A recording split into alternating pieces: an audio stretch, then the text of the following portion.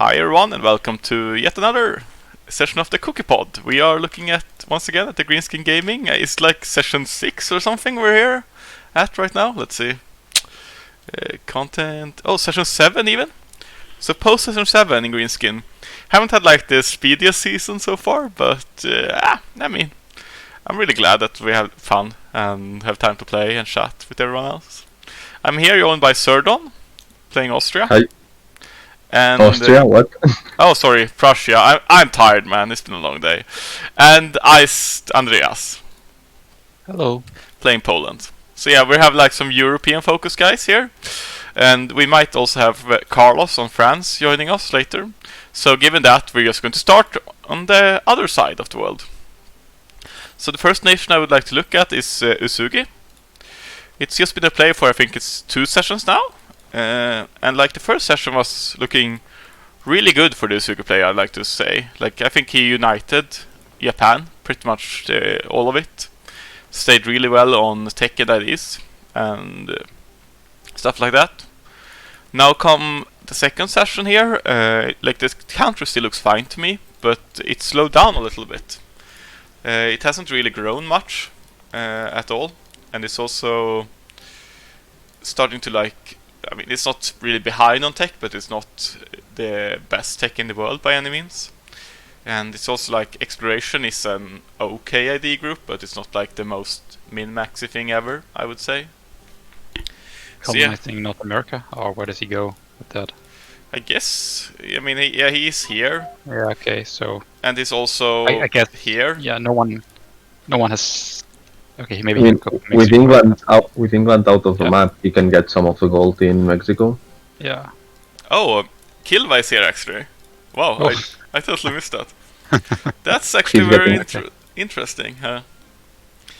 Yeah, because like exploration seemed viable if you're somewhat viable if you like just grabbed it to get to Mexico and like east. I mean, like, well, go east to the western parts of North America and just pick them up and then abandon it. It seemed like okay-ish, but if he's going to compete against Kilva as well, I wouldn't be like too happy with it in the Sigi spot. I mean, with that said, like, he has stuff to eat here. He can probably... I mean, yeah. like He could could have eat... signal war against Russia, I think. Yeah, fair enough. Because it's just AI. Yeah, exactly. It's Easily. crappy land, but yeah, he could Yeah. go for it. And then it's like... compared to the other nations here, he's relatively strong. I think he's like maybe on par, a little bit weaker than Malacca. But I think he's stronger His quality look really good. Yeah, exactly. But he has, in a straight-up war, he can probably compete. It's just that his economy is much worse, and like, he's definitely stronger than Kilva and Portugal. So, yeah, he can contest here. He can contest here. Like, a Norway player is seeding, which, I mean, we'll see where we end up. But it's like probably quite even. They can probably split Ming. Yeah, exactly. I mean, Like, yeah.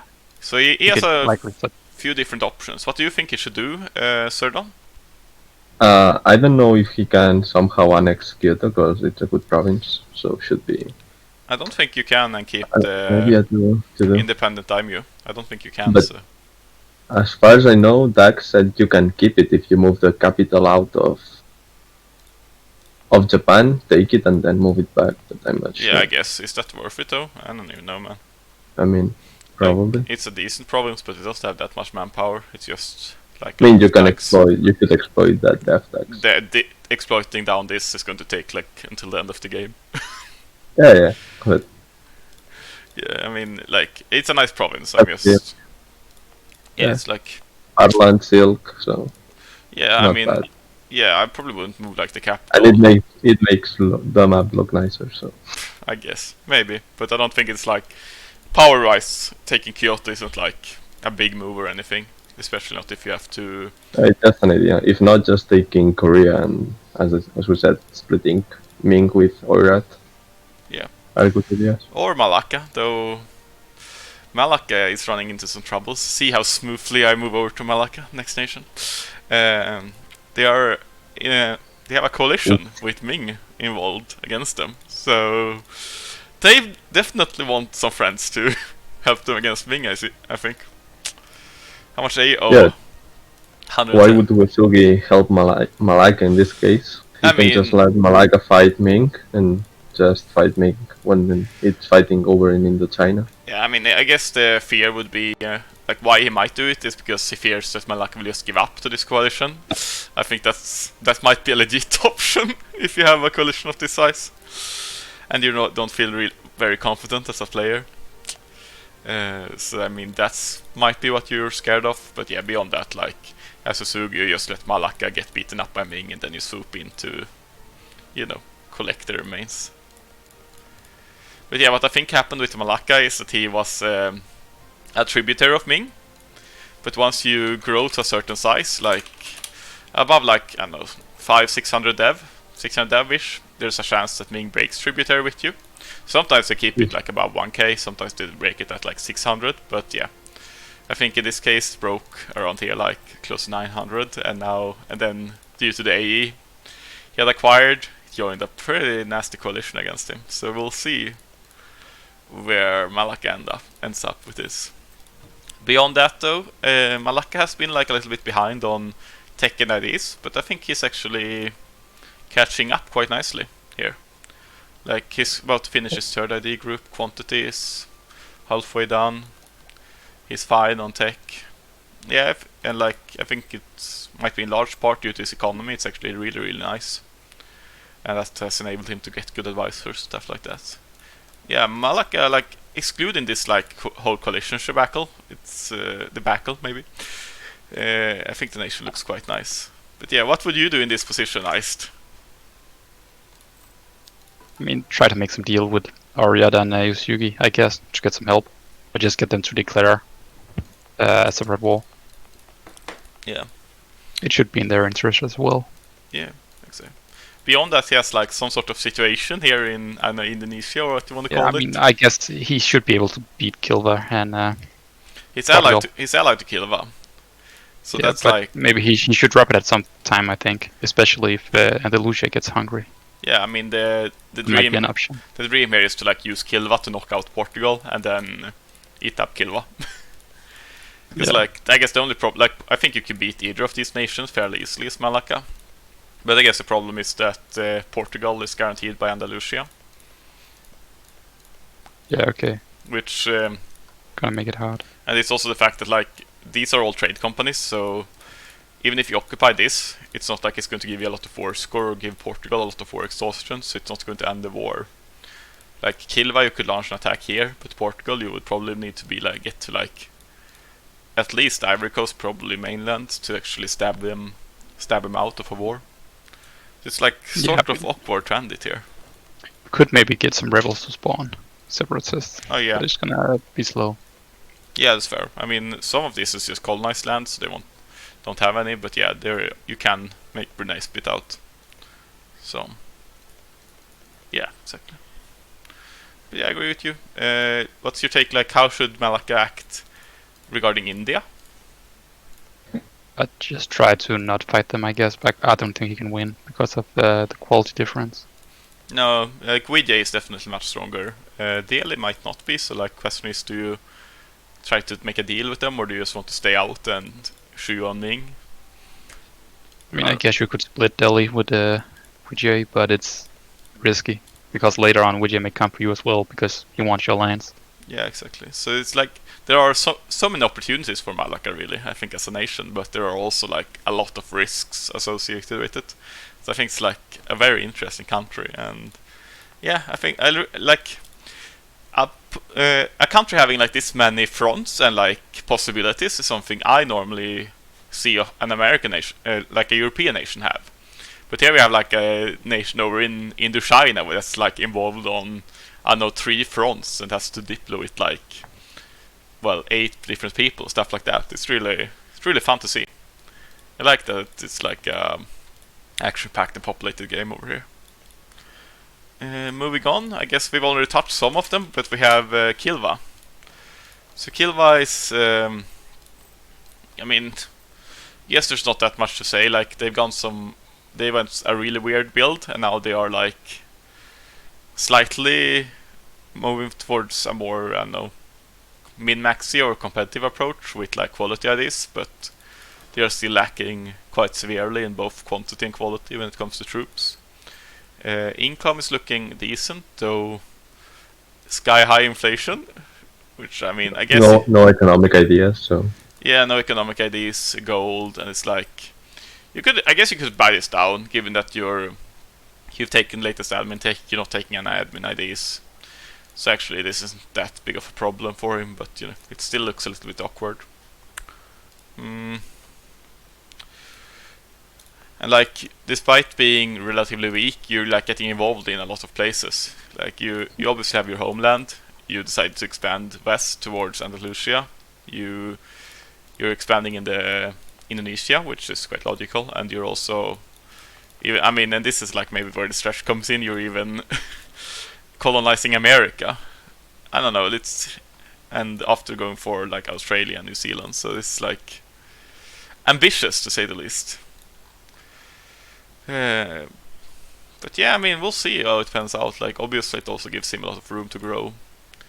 Surdon, what do you think about Kilva's position, and where should he go from here? I mean, probably knowing that Andalusia is probably gonna attack him, going into America is a smart idea. Trying to exodus there. He can still use his land in the trade companies in Asia,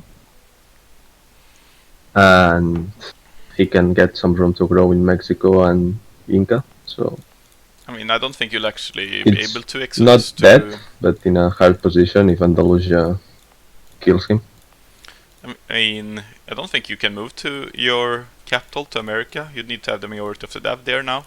So even if you would get attacked in Africa, you can't move your capital there.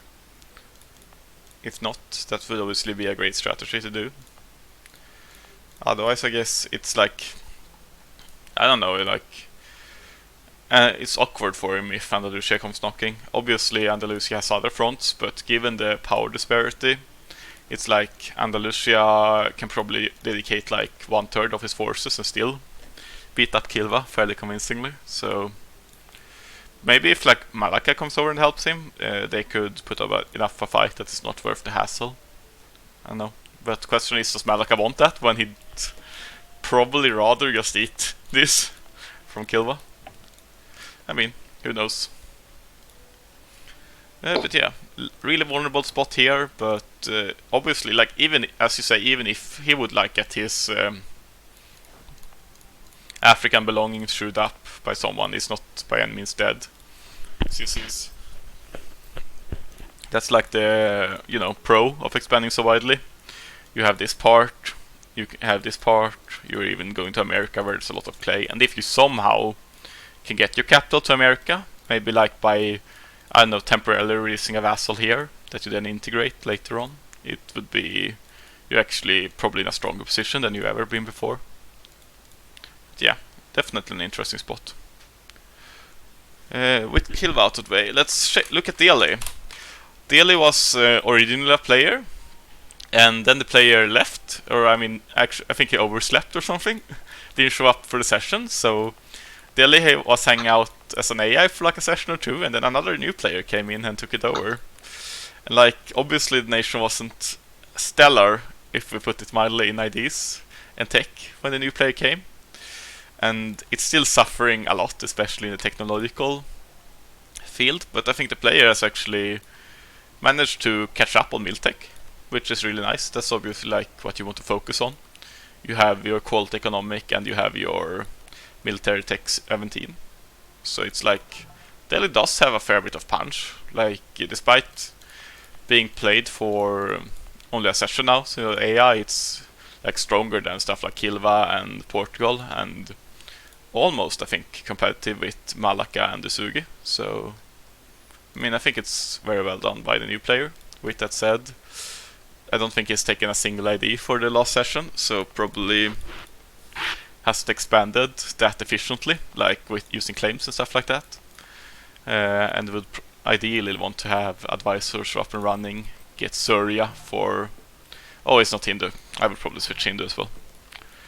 So I could get the Surya heirs. But yeah, what the Elias needs now, it has a decent size. the citizens tech. It needs time to catch up on IDs, get trade IDs and another mill ID, and it's good to go. Like, yeah, I feel like Delhi has a lot of potential if it's not killed by VJ in like the next session or two. But yeah, Ice, what's your take on Delhi? What should he do going forward? Yeah, it's pretty much as you said. He can expand a bit more, but really he just needs to sit and wait, catch up in tech and ideas, and make some buildings. Yeah. He needs infrastructure. He has some really good lands to dev as well, so he doesn't really need to expand that much, actually. Yeah, question. Oh, this is something interesting. Like, he has cores here, obviously, but VJ is going for Punjab right now. So, the question is VJ going to cut him off? It looks like a little bit. Most likely, I think so. Yeah. That's. I mean, because Malaka cut him off here. It's like. I mean, VJ can obviously like afford to build him, but it's kind of interesting to me that Malaka actually, or is this like a deal they've done? Doesn't kind of seem that way. Actually, yeah, it's probably a deal. It's by trade node, except this one goes to. This part goes to Malaka due to the geographics. Yeah. So yeah, actually, like Malaka and Delhi probably have a deal going here, which is really nice. I feel like both of these kind of benefit from having friendly relations given their other fronts. But yeah, VJ, like, it'll be really interesting to see where this deal goes, because if he goes up here, he's obviously taking Delhi cores, and Delhi really needs to preserve his admin, and he's cutting him off from any further expansion westward. But yeah, as I said, like, he already has almost a state cap. He has a lot of land. He just needs to chill, get his IDs up, and maybe even some mill dev. Once he gets his 4-5D group, and he's going to be good to go. I would also like to mention again that I think you maybe want to swap to Hindu. I see that you're already converting some stuff, but I still feel like you get the right religion. I would argue it's a better religion. And you also, especially when you're behind on tech, having the ability to get Surya heirs is a huge boon that's going to like just make you catch up in, I don't know, a few decades. Yeah, moving forward to the other Indian, we have VJ, excellent economy. Like it's been a little bit lower than I was expecting for like the position and size before, but it's getting there now. I feel like it's where I would kind of expect it to be at this point. Has used Surya, I think, extensively to get this ruler in there, so that's really nice.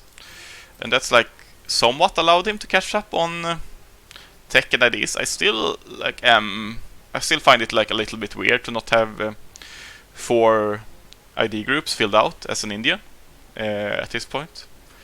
But given how much behind like VJ was before on IDs and tech, I feel like he's catched up really, really well.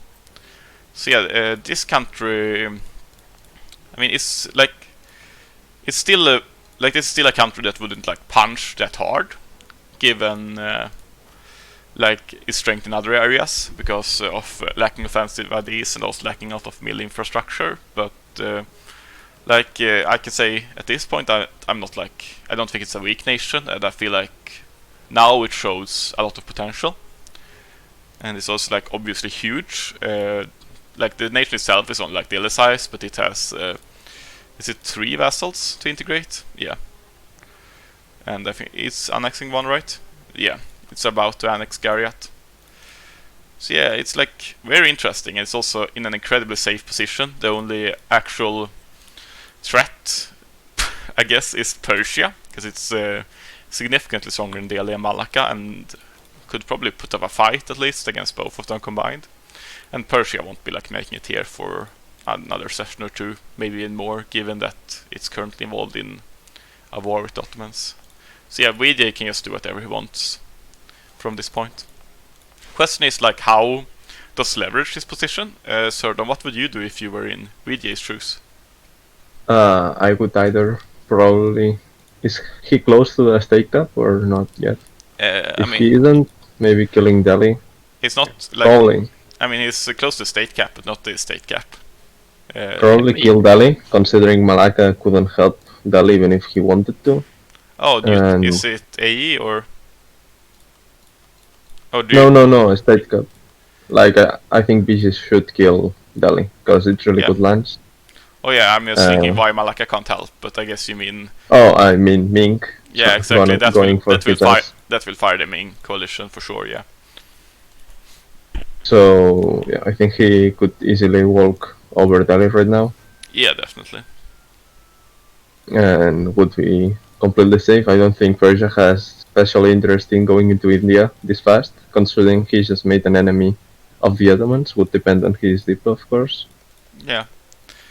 I mean, like, it feels like he should have killed Delhi already if he wanted to, though. But at the same time, like, I'm looking at the borders now, and these don't look like, agreed upon borders. It sort of just looks like someone grabbed whatever they could get their hands on. So I think he's just thinks that he's gonna outscale Delhi, so he's just trying to cut him off and win the long run.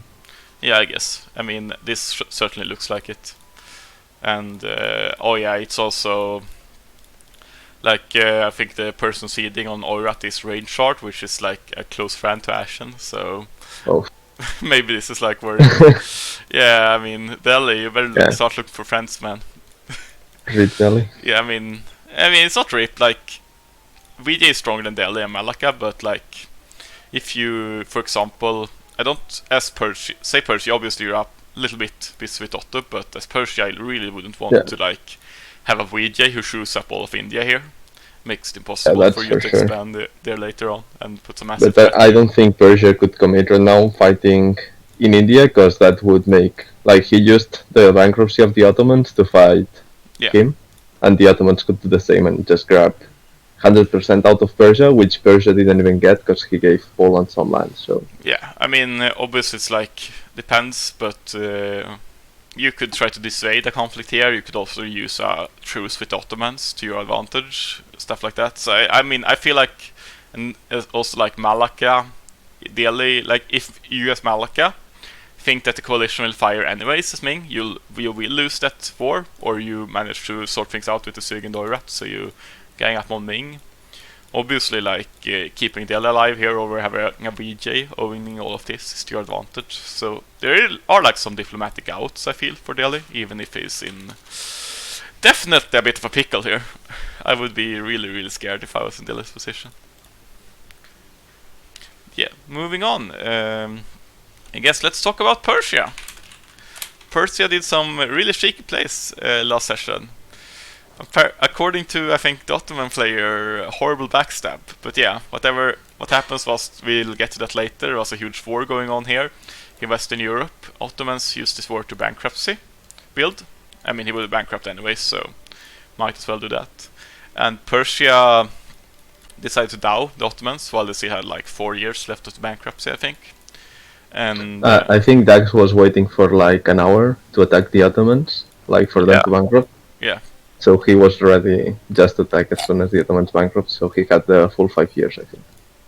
Okay, that's fair. Yeah. And like the Ottoman player was a sub, so didn't really want to therefore by bankrupt. I felt like it was maybe possible to win as bankrupt Ottomans actually, if you could just delay the war long enough, since you had Rutini as well. But given that Persia didn't like border gore or anything, I mean too much, this is like might be considered some taking like the peace, losing 100% to Persia was probably fine. Like as you can see here, Ottomans sadly don't retain any cores, but that also means that this land wasn't stated, so it's like, sort of okay. Apart from this one. The land in the south was mine from the start. Like what? Okay, what did you take actually? Was it just this strip? Yeah, just a strip. I said that the peace deal was very mild. I mean, it was it 100%? That plus what I gave to Poland was... Oh, yeah, you gave Poland as well, my bad. Oh, okay, yeah, it's a bit nastier for Otto than I was thinking then. That's fair. But yeah, filthy backstab by Persia, but moving forward though, like, it's an interesting position for him for sure. Because even after this, I would argue that Ottomans are slightly, though not a lot, stronger than Persia. And like Persia's ally in Poland, well, let's just say that they are slightly separated from any friendly faces. And as the other ally, like Persia has VJ, and honestly, like if I'm VJ, I don't think it's in my interest that Persia wins this war at all. I would be like rather have like a stalemate or a horrible death war here if I could help that. So it seems like it's hard to find friends. Anything thoughts you have going forward, Duggs? Not really. TV. Okay. Okay, But I mean, I'll just see what happens and try to adapt to the situation. okay, fair enough. Like, I'm open back to friendly relations with Ottomans. I'm also open with maybe working with Indians or whatever else might arise. I mean, you did cut cut off some land from Ottomans, but you know. Well, And like one province. Yeah, and also like he can't Really get. I mean, you also cut off this entire front to Crimea, so it's like. How come you went for that peace deal? Like, what was your reasoning behind taking those provinces? I just wanted some Orthodox land, and I decided to not hurt the Ottoman player much, which I didn't really think that taking this land did. That was all. I feel like, I mean, obviously you could have maybe harmed him more, but like I this could is. have taken some of the like defensive force, like cut him off from Syria and Egypt and stuff like that, which I did not do. So I think this is very, very mild. Isn't that also European provinces, though, that you took? They took Hungary. Yeah, I mean, No, I mean European provinces up Oh. there. yeah, Asia. yeah, there are. Caucasus is Europe. Oh, okay, so this. he already has. He probably did it for the European provinces then. Yeah, I mean, this, like, I guess to be fair, this is also European, but yeah, like as Persia here, definitely an attractive goal to get like half your dev in Europe, so you can swap capital and then make trade company of India. But like that's even more of a reason for VJ to not be that interested in. Oh, I was also thinking about revolutionary. Oh yeah, revolutionary definitely, but I feel like as of right now for Persia, like trade companying India is probably like a bigger or better reason to do so than merely but revolutionary. He's gonna have to take a lot more land though. He does. Right, He does. he's already high dev, so I mean, I think they out all of Anatolia probably. Like not even Poland or Austria is hard for them to contest if Ottomans get split. yeah, but if he wants to kill Ottomans, then why did he go for that peace deal and not a peace deal where he cuts Ottomans off from Egypt or Syria? Oh, because he wants to see what happens. Yeah. Yeah. Well, I don't think that necessarily was his like reasoning for taking those provinces. I mean, this also lets him expand into Russia, potentially, if he can make like some sort of deal with Ottomans where he gets land up here. I'm not sure. But I'm not sure. Like, you could just go this way. So, meh. Russia's really big and strong. I wish we could get a sub. At this point, I'm not sure. Like, how is it actually that great? It doesn't. It doesn't. Okay, It's big, but definitely not strong. I actually don't think Russia belongs with a player anymore unless yeah, they never get mind. I'll take everything back that I just said. for Russia. But yeah, like Persia. Yeah, I feel like this was quite an impactful peace deal, and especially and also like border going with Poland here. But you could definitely have done worse. But I don't feel like this was without an impact. You took a really nice mountain fort, and you took like this path, which I think is really nice to fight around and have in a war in this area. Like having the Caucasus to me is like a really important thing to have when you're fighting anywhere near here. It lets you maneuver in a very it's not quite a straight, but in some ways it acts like one, and I really like to have it if I fight around this area. Who controls this typically as an advantage. Yeah, this is always an annoying thing for Ottomans when he goes for Crimea. It's like kind of awkward word. Yeah, exactly. That's why I feel like having this as Ottomans is like really important. So I wouldn't. Obviously, you could have done worse, but I wouldn't be like too happy about this if I'm the Ottoman player. With that said, though, like obviously Ottomans have had conflicts on the Western Front as well, while Persia, even if like we or whatever would want to be hostile, it would probably take like sessions before they would actually get involved. So you have a really safe front and can focus fully towards the Ottomans, who also are like have a very wide front to fight Persia at. So there are definitely advantages for Persia in this conflict as well, going forward. But yeah, we've talked some about Persia. Let's see what Ottomans are up to. So they are going out of bankruptcy really soon. I think like it's just over 1 year away, so it's not really much of a vulnerability. And once they are out, they're actually going to be quite strong. Ottomans have like always missed some infrastructure, and like they still do. But I think the bankruptcy built like a lot of force limit camps actually. Maybe I would have sprinkled in some manpower camps, I don't know, but yeah. So now they are at like close to 400 force limit, and they actually caught up some to France in like the infrastructure department, even if they still have a lot more to grow. So like once they're out of bankruptcy, I actually think they are stronger than when they entered it. Most likely, they lost like 2 states, but they gained like, not remember what this was at, but they must have gained. Probably he didn't even have Poland stated. They had it like I think almost 300. Yeah. Slightly less than 300, so they definitely came out stronger. Yeah, exactly. So yeah, like so Ottomans are definitely still a major player, and probably the Malacca is actually 4th biggest nation in the game. Cool.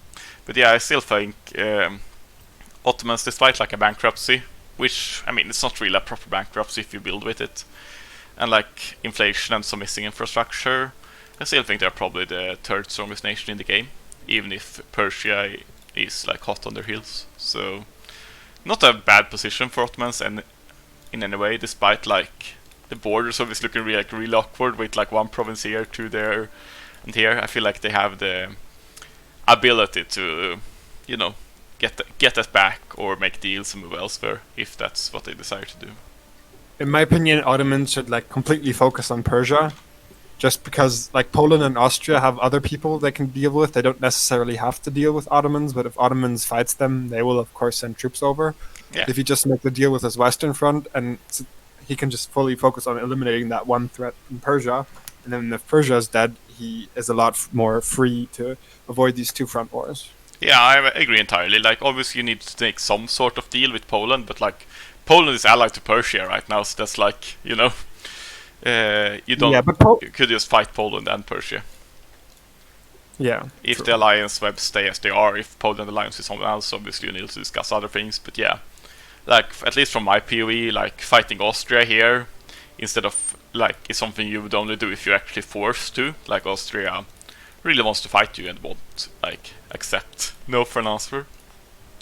But Persia is someone you need to fight, I think, because like they've started this conflict, and even if you would like, I feel like this is awkward as Ottomans, and even if you like come to some sort of like fragile border agreement with Persia, I think Persia, like growing here, is going to gain much more than you like trying to fight Austria for like a few provinces at a time, and maybe even having to death war for it. So yeah, I feel like, at least from my perspective, Ottomans need to fight Persia, or they need to like have some sort of deal where they. I just want to say, Carlos, due to your propaganda, if Ottomans fight me, fight you, I'm gonna come to the Ottomans and send my troops to France.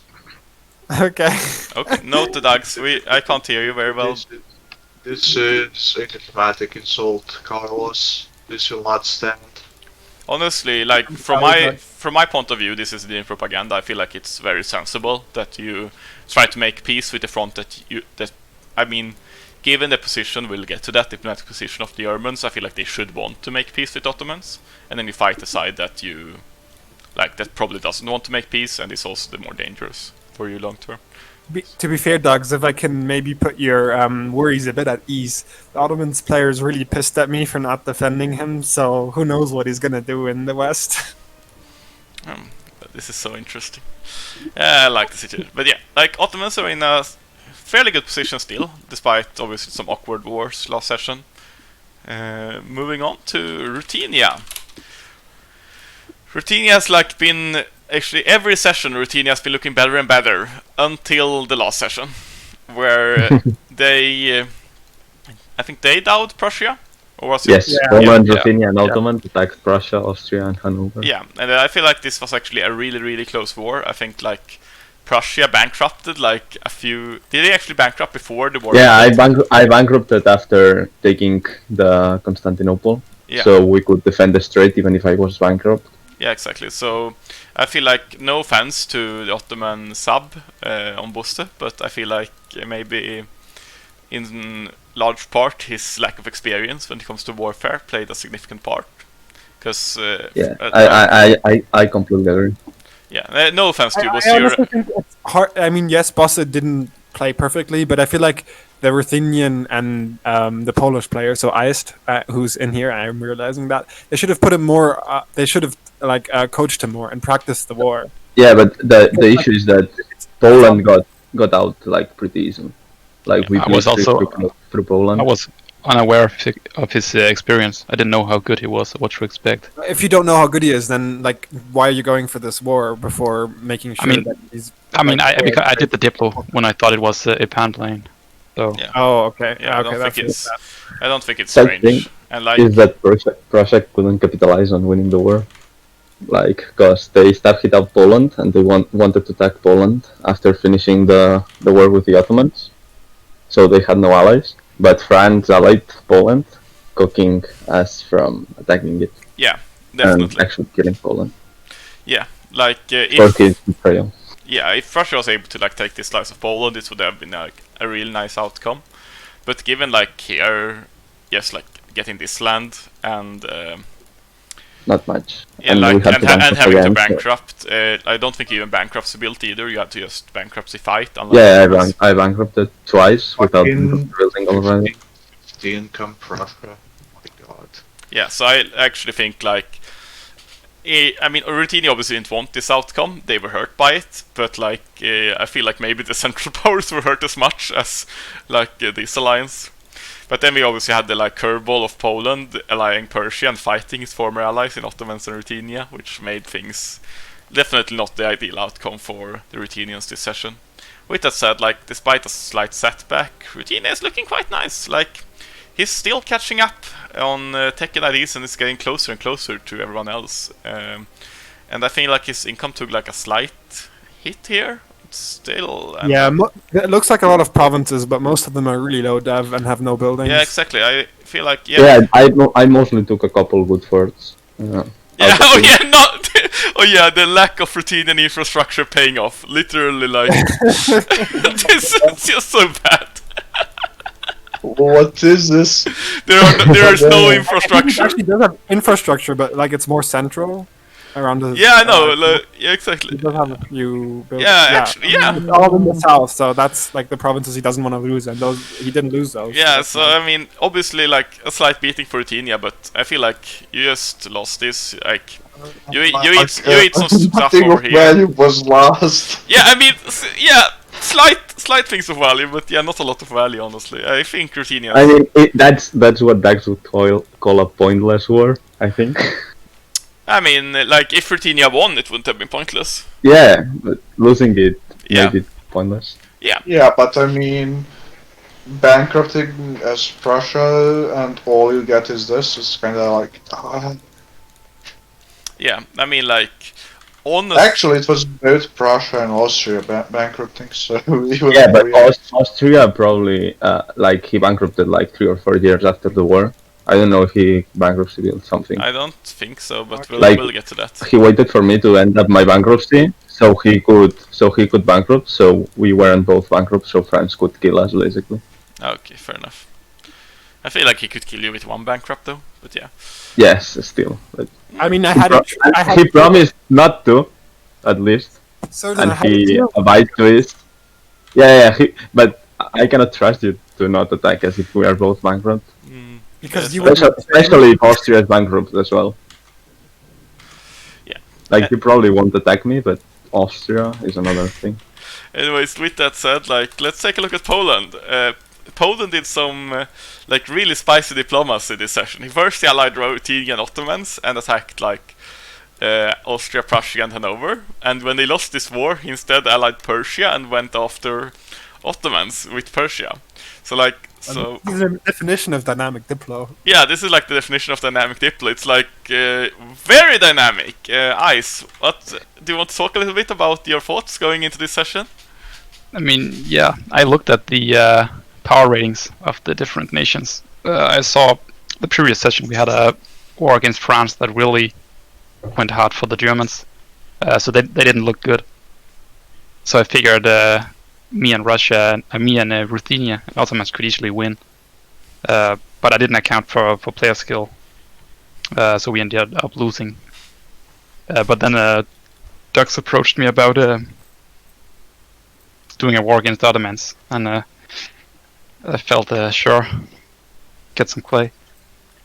Yeah, where do you see yourself at now, though? Like, you've stabbed the Germans and you stabbed Ruthenian Ottomans, so your only friends are like Persia and maybe France, which leaves you like really isolated despite those nations being strong. So, like, do you have any plan you want to share, or like, obviously you shouldn't share like Diplo that you don't want to?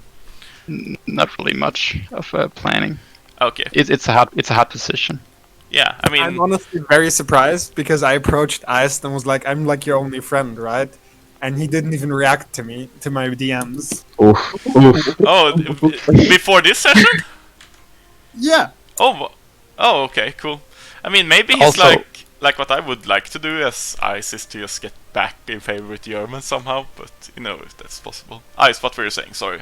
I also kind of flipped to Ruthenia and Ottomans because I heard some rumors that the Germans offered to not defend me against Ottomans Ruthenia. In exchange, Ottomans would help them against France, but I'm not sure. Okay. Yeah. So They definitely did that. They had a deal where the Austria and Prussia player and Hanover player, when they attacked me, their deal with Ottomans was Ottomans doesn't defend. They don't defend Poland in return. For Yeah, but that's why I did Diplo with Cookie for him to defend Poland. Oh, But I thought that maybe the Germans didn't have my best interest in mind. I mean, they Yeah, have, I mean, they have a victory card on it. Yeah, but I mean, technically, like, while Poland did stab the Germans, right, it really didn't cause any further issues in terms of the peace, the land transfers and shit like that. So I think it's a solid he only made that for the position. Inclined to agree. It depends So, yeah. on like the player perspective, really. But like border-wise, it's obviously no like. I mean, Doesn't need what further I was conflict. with is that Ice was speaking with us. He wanted to attack Ruthenia and Ottomans this session, and we were agreeing to him. So all of a sudden, him allying Ruthenia and attacking us felt a bit bad. I can imagine that feeling a little bit bad. But yeah, moving on, we have Hanover, who like has been involved in all these wars on the German side, but it's always like dedicated. Like dedicated just enough that maybe like a few loans at most.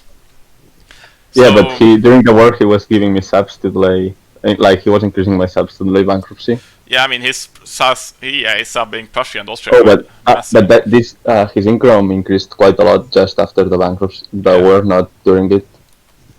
Yeah, I mean he's like subbing you quite heavily. Yeah, But- because both me and Austria are giving all our trade to him, so Lubeck is actually pretty rich now. Yeah, I mean, I think it's the richest node in the game right now. Yeah, it Yeah. is. So yeah, I mean, obviously, I'm not sure. Like, I feel like he's probably giving you guys more than he's making, but at the same time, he has been like half-assing it a little bit in the war, and just like focusing on his own thing, and it seems to have been paying off for him.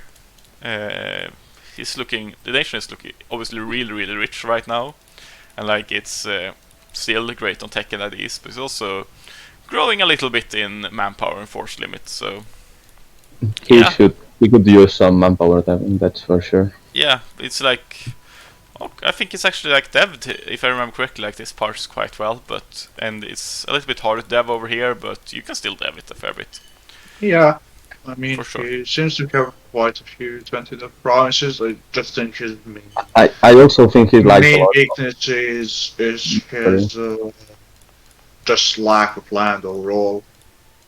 I think he's also lacking a lot of mill infrastructure, not just provinces. Yeah. I mean, looking at his manpower and force limit, he definitely lacks it. Yeah. What the fuck? Okay, he has like none. But he's just making money buildings. Like he's telling me to make one building. Is he? Wait, how many manufactories and production buildings is? I think it's pretty good. Oh, he's building universities. Oh, he doesn't have that many manufactories. I mean, he has the good manufacturers, to be fair. Apart Yeah, from, like, this one, true. But yeah. I mean, yeah, it's like definitely quite curious. Like, it's a very long-term strategy, to put it mildly. Like having, seems to be building a bunch of, like a lot of universities. You don't really even need any universities except like in the provinces you're about to dev. Yeah, I think he's just planning to go on a big deving spree. Yeah. I feel like, yeah, like while like Prussia and Austria have been bleeding, Hanover has been like increasing its infrastructure and playing it quite greedily, and I feel like it looks like it's about to pay off for him. If he doesn't get like himself invaded or suffer any serious casualties, I think in like one more session probably he can. Is or Ruthenian? So by the way, it's Ruthenians, right? Finland. Yeah, it's Ruthenia. Yeah, it's Ruthenia. Okay. I mean, this is some land that he would like, even if it's not like amazing, since it floods into Lübeck from Baltic. But yeah, I feel like Hanover is relatively weak still, but with his income, he can just easily get all the military infrastructure up in just like one session, and at that point he'll punch quite well. Duggs, I'm afraid you're buzzing too much to commentate. I'm sorry. See if you can fix your mic and then get back. Moving over to Prussia. It's like the poorest country on earth, I think. Yes. I actually feel like... I would probably make more money if I wasn't giving trade. Like, I wouldn't be the poorest if I wasn't giving trade to Hanover. Now you would be the poorest, but this is still garbage, man. Yeah, it's garbage. It's poor because I don't have any trade note, so... If you weren't giving your trade to Hanover, I think you would just be able to take it all probably with like light ships and shit, so... Yeah, but the issue is that having this many subs doesn't actually contribute to my long cap, which makes it pretty hard to play wars. Yeah, exactly. I feel like that's a really nice change, actually, to not make them. I mean, you can't train this that well with light ships as they're inland nodes, so obviously you would keep some. But yeah, this is with Hanover having like trade IDs, there is definitely room for a good trade deal that benefits both parties. But yeah, like even with that in mind, like Prussian infrastructure, like economy, must be. I just swapped to Orthodox, like right before the session ending. Oh, okay, that's like. Yeah, I mean, your infrastructure is actually not that bad. Yeah, the mill one is not that bad, and I built a lot of manos this session. I mean, yeah, not the money one either, honestly. Like, obviously it could be better, but yeah. Yeah, I feel like it's in large part must be that you have the wrong religion, and like, you obviously have some inflation, but that doesn't affect the... Yeah, 2 bankruptcies, Spain. Yeah, I mean... your income does seem like a little bit oddly low, but it's still fine-ish. As long as like Hanover is willing to give you subsides. Yeah, I mean, I just broke to Orthodox rebels, and I have a lot of autonomy, and most of my land isn't even Orthodox. Oh yeah, because the centers of reformation were converting it back all the time. Oh, okay. So, you already decreased. Oh, man. No. I did decreased after the first bankruptcy in the war against France. It's 16, 17. Oh, yeah. So you're actually this is actually quite nice for you. You have like a lot of autonomy, but you can just in 2 years decrease it all, get a bunch of absolutism, and also obviously bump up your income and force limit a bit. So this isn't nearly as bad as it looks. Actually, you'll be in significantly better shape in just 2 years. Yeah. Once I can lower my autonomy, I should be pretty strong. I think I could compare to Ottomans and Persia. I think they are stronger than me right now.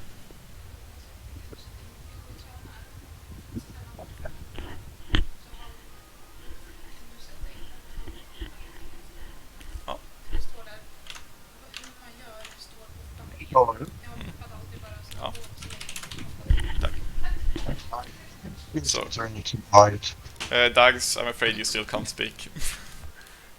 I'm sorry.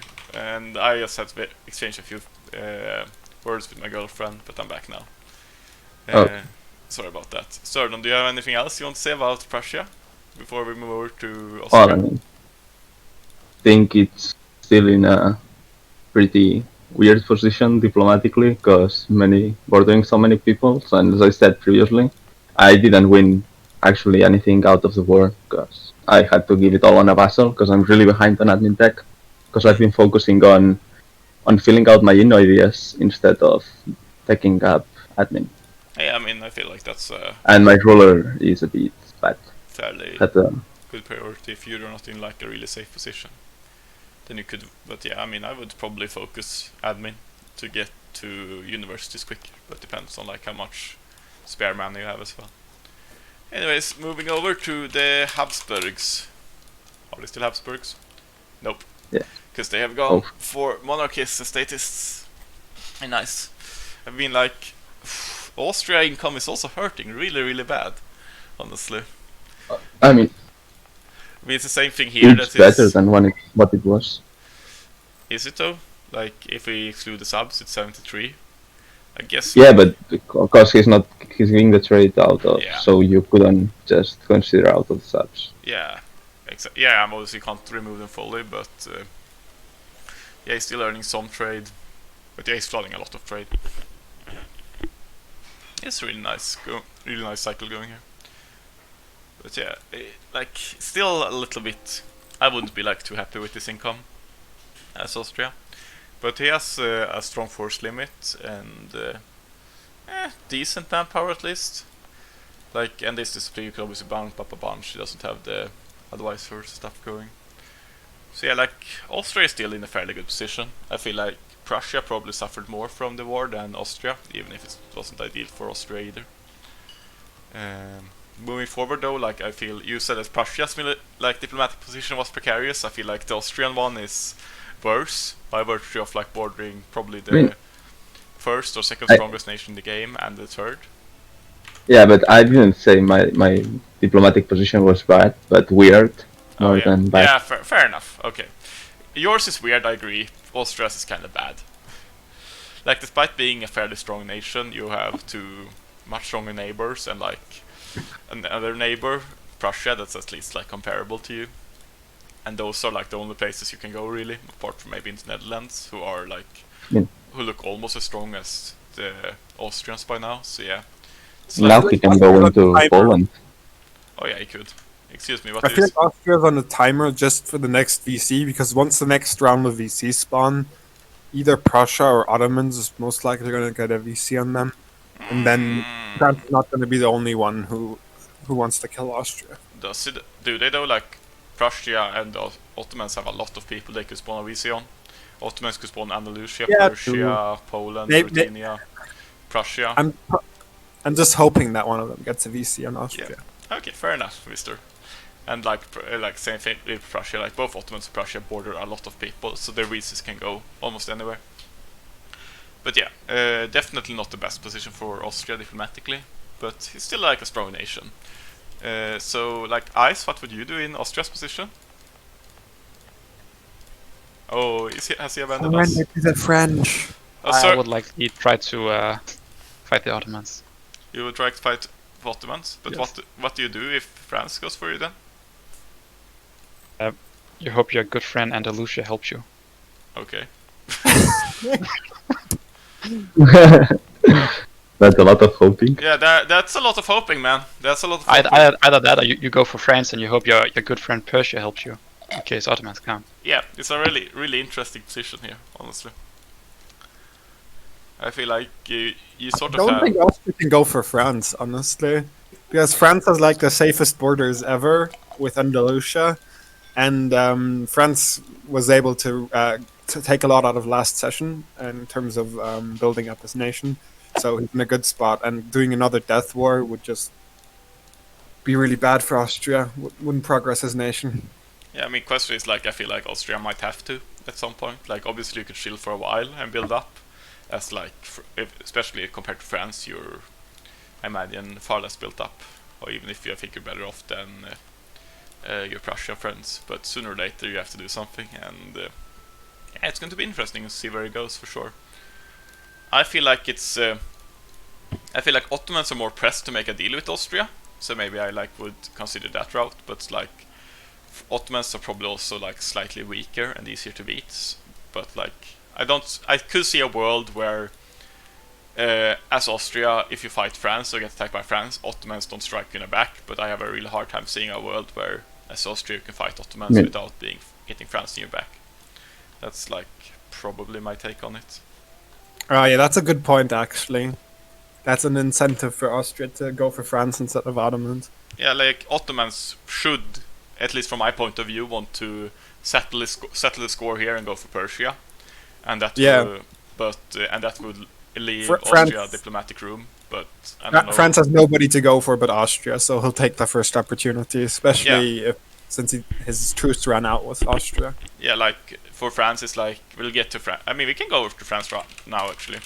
France is obviously mega strong, but it's this is a real awkward expansion path into Iberia, both because it's mountain forts, straits, and mountain forts, and also because this isn't that good land compared to the rest of it, so it's not that valuable. Then he has his friend Netherlands, which probably on paper might be the best expansion route, but you also have invested a lot in Netherlands, giving him almost all of the British Isles, and that just leaves Austria. So it's it seems like the most logical one, unless you want to stab Netherlands to me. But yeah, looking at France as a whole, the nation looks incredibly strong. It had quite a nasty war against the Germans the session before, but this session it was just able to shield and build up, and it's running at least right now it's running the highest manpower recovery in the game. Yeah, but he has 90% revanchism. Yeah, exactly. I was getting to that. He has revanchism, so I think it's slightly below Andalusia's when he's not that, when he doesn't have that, and I think he has slightly better quality. Force limit is similar. So yeah, France is definitely competing with Andalusia for the top spot. I would say that maybe but not score-wise. Score-wise, France is suffering because they sold Sicily. Yes. We'll get to your propaganda, Carlos. Strength-wise, I might even put France above Andalusia. It's really close to Andalusia as a nation as a whole, but then it's obviously the diplomatic situation is different. France has at least some sort of conflict with, even if Austria isn't as strong, this is still a significantly threat and a significant power block, while Andalusia obviously is bordering France, but this is a logical battle to fight. This would just be a real awkward given the border situation. So in some aspects Andalusia is definitely safer than France diplomatically. But yeah, getting back to France, actually not a state cap, huh? Oh, this is spicy. Been spending one whole session building up, and now it needs more states. So yeah. Yeah, that's what I did is I went to Austria and I told him this. I need more states, and I don't want to kill you, but I do need the states. So if you just sell me the states, maybe we can peace. That was my offer. Yeah, but why? Selling 6 states for Austria is a huge deal. I don't see. Yeah, I can understand why he said no. I mean, but there are only limits to what I can offer him, right? I don't think there's any money you could offer that would make it worth to sell 6 states as Austria, honestly. Yeah, I don't think so either. So, I mean, Austria's not mid cap, so I think they just have to war and see who comes out on top. Very interesting. Very interesting. Or they could choose to continue deving. Yeah, I mean, that's obviously an option as well. But I feel and hope somehow the diplomatic landscape changes where Ottomans beats Persia, and then he's available for war against the German bloc again, or something like that. Yeah, I mean, obviously you could sit tight. It's sadly in this game rarely the entirely wrong choice. But yeah, but the problem right now, France is pretty much built up. Well, I know he still has a lot of buildings he can build. He didn't build any universities. But he's pretty much at a big power spike right now, yeah, so exactly. I feel he should do something next session. Yeah, I'm inclined to agree. I feel this is a good opportunity for France, and especially with that 90% revanchism, it gives him a strong push. Yeah, this is definitely an interesting position for France, and like probably an opportunity to be seized, even if it's like you could debate if going for Netherlands or Austria is better. Clearly, Austria seems to be the focus by the French player, and it's going to be an interesting war for sure. Like I would say that like obviously France is in a much better position as is, and like I could definitely see Netherlands and France coming out on top. But once like it gets a little bit nasty and down to it, like these guys are already in the shitters. Like if these guys have to Germans bankrupt, have proven themselves to be able to beat superior numbers before, so yeah, I mean we'll see what happens. There is some good quality here in the Austrian Prussians, and obviously Hanover giving them a huge amount of income. So it's by no means like an easy fight for France, and I'm really interested to see how it goes. I feel like it in a large part actually comes down to these guys in the Netherlands as well. Like Netherlands have, I mean, they're still like not the strongest military-wise, but they've grown a fair bit. And given the fact that they have offensive ideas, not quantity, the low manpower and the force limit, especially with their available merc cap, is quite deceiving. Like Netherlands is actually a really strong nation right now, and if they join on the French side, and that's like the big if as well, and actually dedicate, given that the way their nation is set up, like with offensive IDs and with available mercs modifier and not that much manpower, it will be quite costly for them to dedicate to a war. But if they do, they can punch quite hard against the Prussians, Austrians, and Hanoverians. And it's also like, as Netherlands, you know, you're also not quite a state cap. So, do you want to make France attack Hanover, who is like the least affected by the war so far, or will you accept just helping France going into Austria? I feel like it's you know, some interesting possibilities for Netherlands. Definitely, and given their power, like their power spike, and the fact that they have like the Isles now, which is like kind of hard to contest for many nations. Like France obviously have this, but it's not really like you need to actually have troops there to fight the war. Netherlands have a position of power in some ways. It's if they delete some forts on the mainland, there is no one, I think, in the mainland who actually can stab them out. If they move the capital here and remove the forts, and that gives them like a lot of diplomatic leverage. So definitely an interesting position. Let's see, do we have someone who isn't involved? Like Iced, what would you do as Netherlands? Oh, Ice. Shame. It's pretty hard to know where they will go. Where will land on France? Maybe try to beat Hanover if you can get a chance to do it. Yeah, I mean that's like what they've been doing so far, I guess, just sticking with France and hoping to kill the Germans. But like they are definitely strong enough that they could try to do some switches here, like align themselves with the Germans, go for France as well. Depends on like how loyal they are. I feel like that would be really hard for them to pull off though because of the alliance limits. It like they'd have to start splitting each other, like doing Austria and Hanover go in as one entity and Prussia and Netherlands. And as soon as they do that, they are losing at least one war. Yeah, but aren't the Germans kind of forced to do that already? I think they have. Oh, actually no. Austria lost so much from losing the wars that. Yeah, Austria can ally. Yeah, it used to be that they couldn't ally Hanover anyways. But yeah, that's fair. It's definitely. Yeah, question is like, what war would you choose to lose then as well? And then once you beat France, like. What's to stop the Germans from dropping you and going for you next? Because Hanover does have the VC on Netherlands still. Yeah, I mean, they like what you would do here is obviously not like look to just make an even bigger block, but like try to make someone, maybe Austria, align with you, and like you unite temporarily, and then you have another front later on. It's like there's definitely some interesting moves here, and given that he has 2 victory cards on France, I feel like it's, if you want to play to win, it's kind of something you have to do. Given like how I've seen the player play so far, it's not something I expect. I expect Netherlands to stick with France, and I expect them to shrug into Austria and help France get their states. But I think it's like an interesting thing to consider, and I think it's something that the nation could do and actually would benefit from on paper. Yeah. Do you have anything else you want to say? Either of you? No. Okay, let's move on. Portugal. So Portugal is making ducats, I guess. What they're doing. They've gone I like mean, 36 isn't that great. what? Are you saying? Oh yeah, yeah. I They're mean, balanced. They're making a lot of income, but they're giving away so much. That... yeah. I mean, like this was actually. I think he's giving more than our deal right now because he was worried when I was fighting France, Austria, Prussia, and Hanover. I think. What a stupid war. And I like, and I said I didn't need to, but he was very wholesome and increased my subsidies. So, yeah, I mean, I guess that's like why he's giving so much. Like normally, I feel like the Portuguese Honestly, income is looking really healthy. it does make sense. Anyway, he probably like built most of his buildings, so he might as well like sub his big sugar daddy.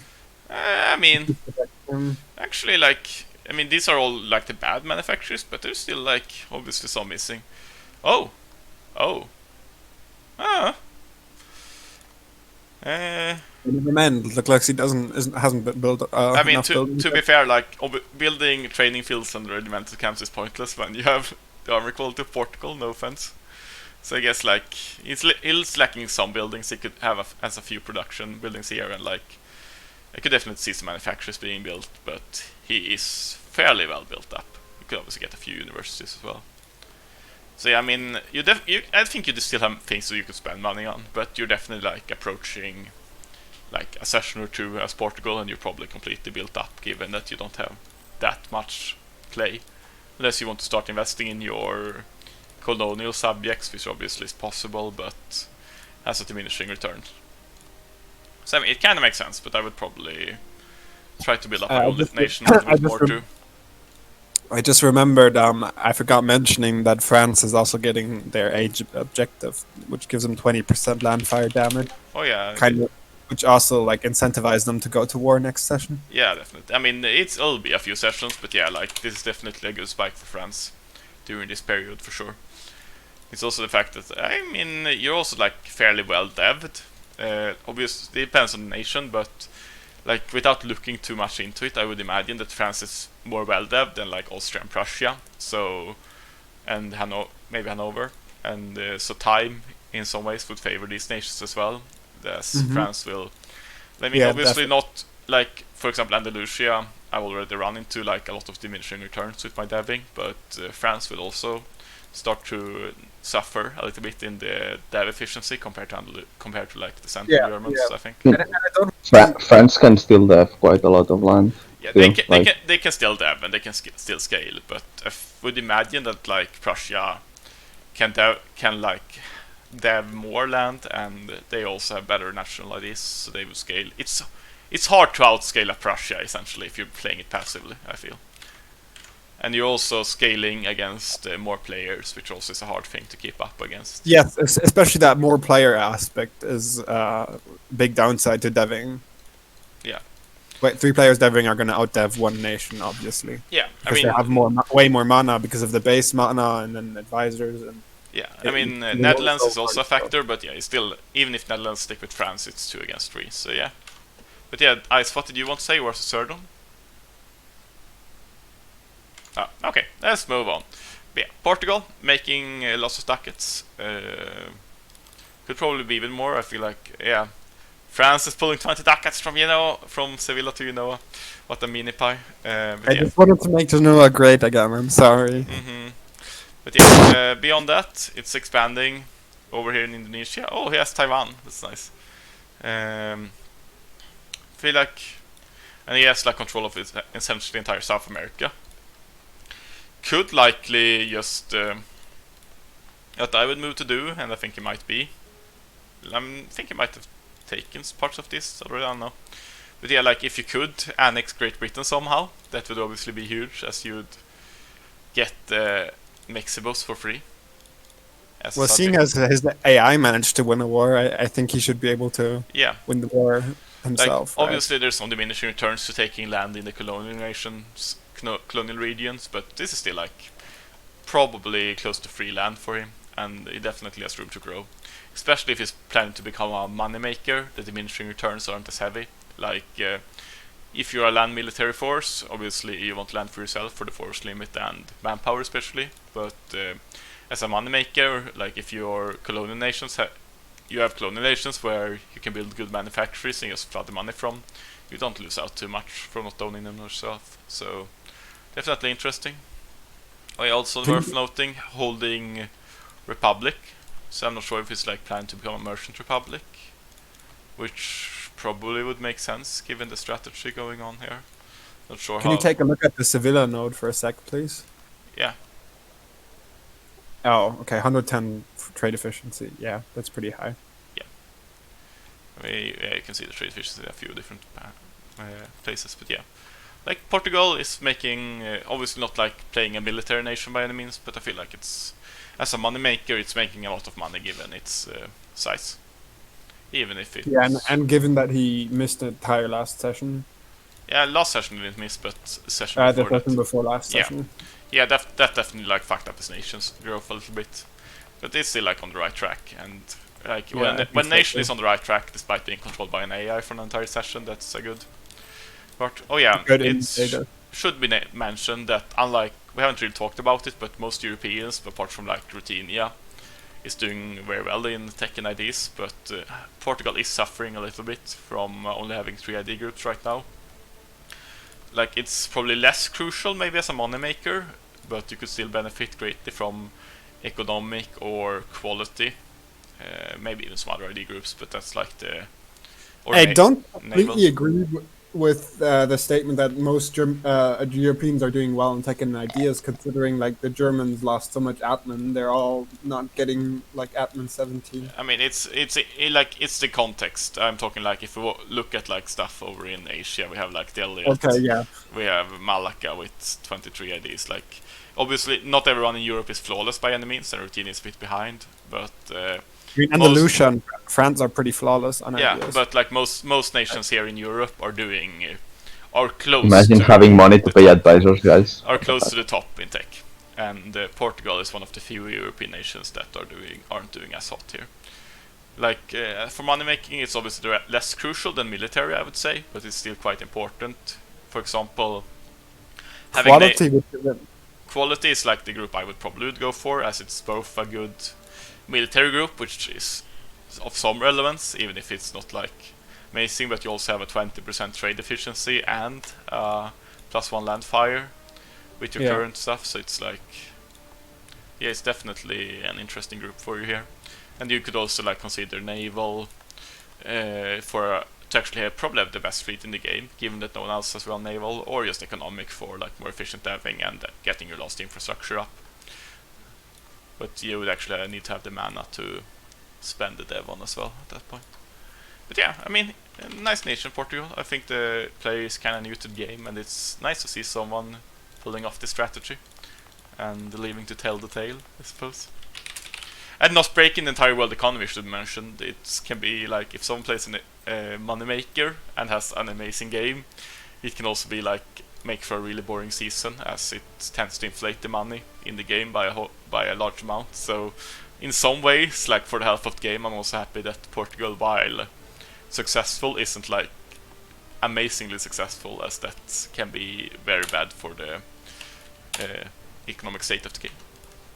So moving on to last but not least, Andalusia, my nation. As Andalusia, last session I was really not doing that much. I was just shooting some on Congo. But yeah, it's like a really strong nation. I think it's competing with France as the strongest nation in the game right now. And while it does border France and Ottomans, I feel like... So it's in theory, like if you'd have to bankruptcy war as Andalusia, you would be perhaps a little bit worried. But apart from that, like the fronts are just really hard to fight into. So like fighting a straight up war against Andalusia seems really difficult to me. So I'm fairly happy with my like diplomatic position as well in the game. On the negative side is obviously that everything that isn't like fucking tropical savanna or stuff like that is actually already dev to 20.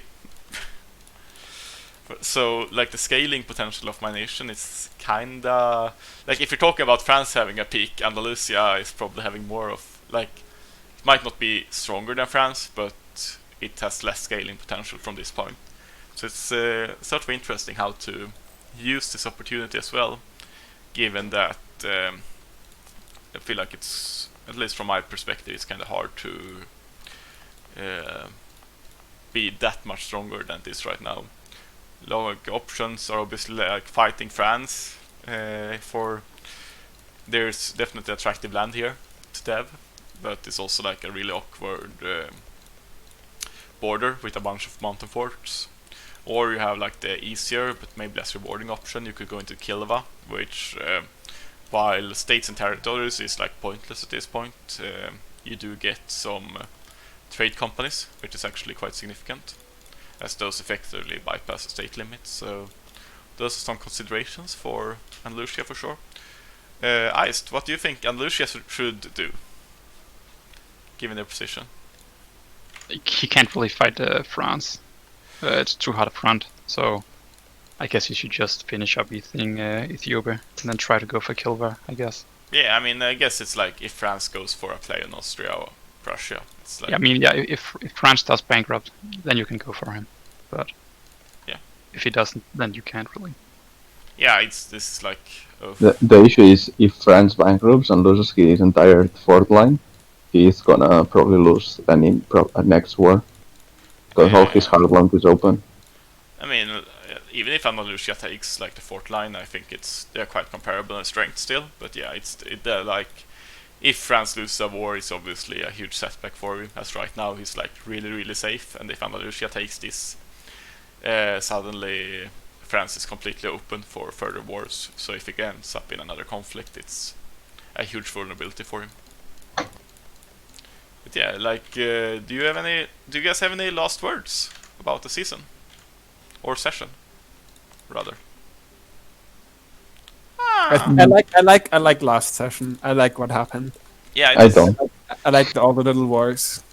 Yeah, it was like, I feel like obviously I wasn't like involved in anything action packed, but it was really fun to see. I feel like Iced made a lot of things happen, which was really fun to do. Yeah, like it was fun to see the shifts and like dynamic that happened, and like also the wars, at least from my perspective, were quite even. And I feel like, yeah, but it's definitely fun, right, Cookie, to get into another bankruptcy war after getting out of another one. I mean, do you remember my Diviet session? Season? I died in your Diviet session, protecting you from VJ.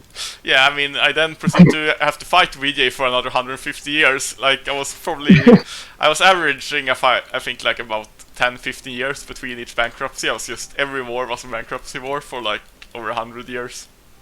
It was such a messy season. But yeah, like, to me, that's probably one of the most fun positions as well. When you just like death war and you just hang on and try to make the most with the... At least I want to have some breath between death wars. I mean, obviously it's like... This is also depends on like the level of play. If you... like the average player is significantly better in this season and like now than they were back when I was playing Diviet. Even if like some players are the same. People have improved a lot, so it's like at this point it's... it would be impossible to like repeat the same feat, like have a nation that just bankrupted every 15 years and still like win the season. That's not really possible when people know how to dab somewhat efficiently and bankruptcy war and stuff like that. So yeah, it's you can't really play the same, but I feel like still those positions are really enjoyable, and in some ways I'm jealous. Like I'm jealous about the wars, and then I'm not really jealous about the mess that your country looks like right now. And devastation in Silesia and all of that is because it was occupied for for a lot of years for the Orthodox rebels. Yeah. Oh. Because I didn't want them to turn back and siege that without converting other stuff, so I just let it occupied. Yeah, fair enough. I mean, it's not too bad. It's not too bad. Yeah, I mean, like, oh, there's so much devastation in this world. It's really nice to see. Honestly, I'm surprised that. Oh yeah, you swapped to Orthodox. I guess that's why you don't have more prosperity than you do, France. It's I was expecting you to be higher on the prosperity chart. Nope. Yeah. The only where the Orthodox rebels didn't manage to get to Aragon, that's why that's already been Yeah. prospering. Oh, fair enough. Yeah, I mean, it should also be mentioned that we're obviously kicking into absolutism now, which will make that we have had a lot of wars now where, like, obviously nations have been hurt and it's been fighting and stuff, but like the borders And got haven't. nothing. Yeah, like the borders haven't changed that much, but like now we're kicking into absolutisms, and obviously I think Andalusia is the highest on absolutism right now, but oh yeah, oh wow, okay. People Wait, don't have that. I'm in the 7th? Yeah. How? I Like, don't know, man. I didn't even lower the autonomy yet. Yeah, I mean, I don't know. Like, obviously, there's been some absolutism could be increased by nations. I think, like, in the upcoming session, I expect like nations to bump up their absolutism a lot, probably like to this level. And at that To be point, honest, I was expecting Dax to be at least 2nd in absolutism rank. yeah, well, I mean, this was definitely like interesting. That I guess. Probably he's waiting a bit to do it. I mean, yeah, I don't know. It's a little bit curious that he didn't do that, given that I think he would have been able to. When it's the truce, I feel like he maybe could have been able to. It would have been risky. He would have to delay like his war by like a year or two, but he could have just gotten like absolutism and then gone for Ottomans, and he could have taken like twice or 3 times as much land. Would have been like an interesting possibility for sure. But yeah, I expect like absolutists to jump up on a lot of nations, and by that point, like wars and losing wars will be much more severe. And I feel like we're probably going to see, at least in Europe, maybe a player or 2 die in quite the near future. But yeah, that's the end for today. Thank you, everyone.